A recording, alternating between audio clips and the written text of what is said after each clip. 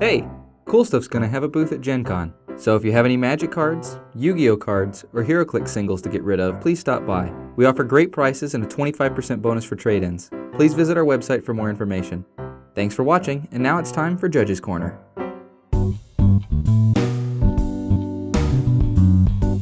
Hey everyone, welcome back to Judge's Corner. In today's episode, we're going to be talking about zones. So, zones are where things reside when they're in a game of Magic, like how creatures tend to hang out on the battlefield. But they can also be found in other places. For example, they could be lurking in players' hands, or summoned from the stack, found in exile or even dead in the grave, undiscovered in libraries or commanding armies. Or they could just be gambling at your local casino. So the next important thing to note about zones are that there are two zones in which players can't normally look at everything that's in them. The hand and the library are two zones that are considered hidden zones, where you don't get access to look at the cards that are in them unless you have the privilege to look at those cards or an ability that lets you look at them through cracking a fetch land. The other 6 zones are public zones, and you can normally go look at all of the cards that are in them, with the exception of a couple of effects like a Praetor's Grasp that exiles something face down, or a morphed card that is currently face down. Those cards normally can't be looked at unless you control those cards, or an effect lets you look at them. So there are certain zones that we share, but there are 3 zones that we have individual zones for each player. Those are the hand, the library, and the graveyard. That's important to note for when things return things to those zones. When that happens, like an unsummon on a creature I control, it always returns to its owner's version of that zone, regardless of who controls it. And the next thing I want to talk about are how things can't leave certain zones. Like how a Vanguard or Plane can never leave the command zone, or how an instant or sorcery can never enter the battlefield. There are certain things that can go in certain zones and move all around, but there are certain things that can never leave or never enter specific zones. Next, let's take a look at each zone a little more closely. So the first zone we're going to take a look at is the library, which is basically the deck of cards that you start with in a single face-down pile. You can't look at those cards or change the order of them unless you have something that allows you to do that, and the number of cards remaining in a library can be counted by anyone. If cards are all put on the top or the bottom of your library at the exact same time, they can be put in any order that the player who controls those cards wishes. For example, a terminus on a bunch of creatures on the battlefield. And the order does not need to be revealed to your opponent. Also, if the top card of your library is being revealed and you play something that changes it, the new card won't be revealed until that thing that changed it is fully cast. So, for example, let's say we have a Future Sight on the battlefield, and we play an Ancestral Recall off the top of our library. We won't get to see what the next card is on top of our library until that Ancestral Recall is 100% cast and waiting to be responded to.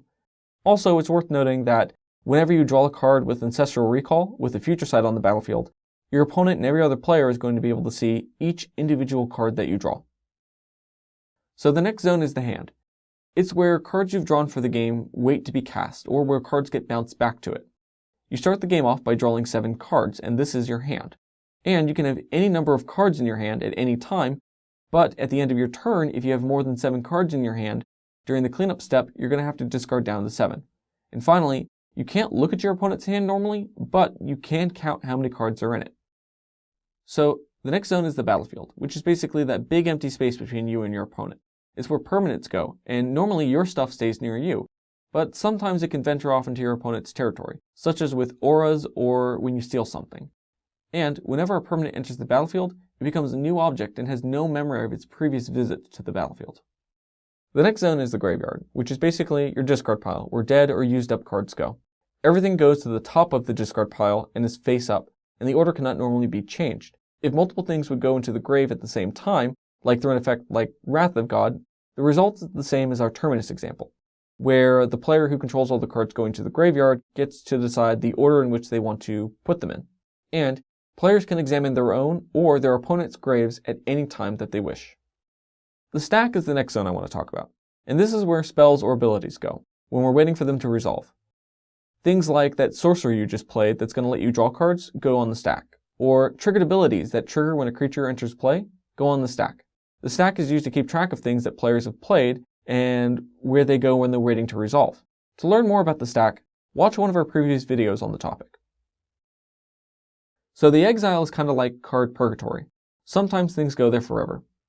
Sometimes things go there for just a moment. And sometimes things escape.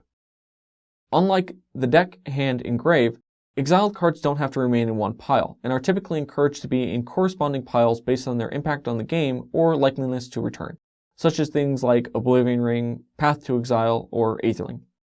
Some things are linked to things in exile, in the case of Isochron Scepter and its imprinted spell. And if for some reason something in exile would be exiled, it stays in the exile, but it becomes a new object in the exile. So if this were to happen on the imprinted card on Isochron Scepter, it would lose its imprint. The next zone I want to talk about is the command zone. This is a zone for extra stuff that has a wider impact on the game. Things like Vanguard cards, or Planechase cards, or emblems, all reside within the command zone. Also, generals for the format Commander also reside in the command zone, but they have a couple of special rules that only impact them. The last zone is a zone that players tend to forget about, the Ante-Zone. The Ante-Zone is where cards would go when you were following the old ante rules for Magic the Gathering, when you were gambling them against another player. Wizards of the Coast doesn't really support this format or rule any longer, so the zone doesn't really get used much anymore. And to avoid confusing players, I really don't want to discuss the ante or the Ante-Zone too much. If you feel like learning more about ante, go ahead and read up on it in the comprehensive rules. The next thing I want to take a look at are how things can become a different object. Let's take a look at a closer example of this. So let's say that we have a Hellrider attacking, and our opponent decides that they want to destroy it in the Declare Blocker step with a Putrefy. When this happens, we really don't want our Hellrider to die, so we play a Restoration Angel and target our Hellrider to blink it. When this happens, our Hellrider is going to become a new object, because it just re-entered the battlefield. The previous object that Putrefy was targeting is no longer there, so it's going to be countered by game rules when it goes to resolve. The reason for this is because when cards leave play or change zones, they become a completely new object. So this is important to note because whenever anything changes zones, it becomes a new object. So we could talk about objects a little longer, like some of the rules that objects can break, but I want to save that for a whole nother episode. In the meantime, let's talk about wishes, namely Living Wish, Cunning Wish, Burning Wish, anything that can get cards from outside of the game. Cards that are outside of the game aren't in any zones. And for Sanctioned Magic, the only place you can go for cards outside of the game are cards in your sideboard. For casual play, your friend's hand from across the room, cards from your trade binder, I don't really care, as long as it's not in one of the 8 zones that you're currently playing with. So, with that, this concludes our episode, and if you have any questions, make sure to send us them at judgescorner@gatheringmagic.com. And until next time, remember to stay in the zone, unless it's the danger zone.